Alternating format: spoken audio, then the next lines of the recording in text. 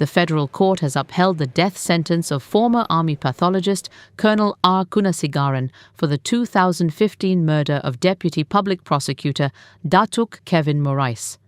A three-member bench led by Chief Judge of Malaya Justice Datuk Sri Hashim Hamza and Federal Court Judges Justices Datuk Colin Lawrence Cerquera and Datuk Azima Omar unanimously dismissed Kunaseegaran's application to review the court's earlier decision, ruling that he failed to meet the legal threshold under Rule 137 of the Rules of the Federal Court 1995.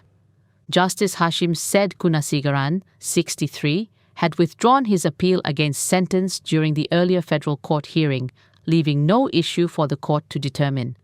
The court also rejected his claim that the previous panel had only considered issues relating to motive and defective charges, saying it had examined all key issues, including the circumstantial evidence, charges, witness testimony, and his defense.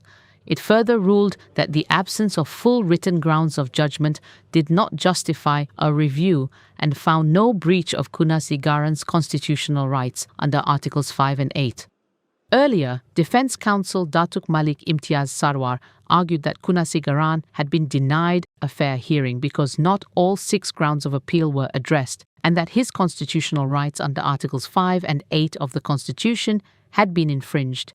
However, Deputy Public Prosecutor Datuk Sri Saiful Edris Zainuddin said the earlier federal court had fully considered the facts and legal issues, with no miscarriage of justice warranting a review.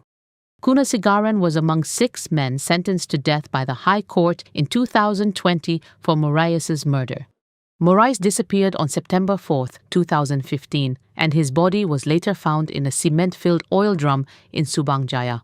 The Court of Appeal upheld the convictions in 2024.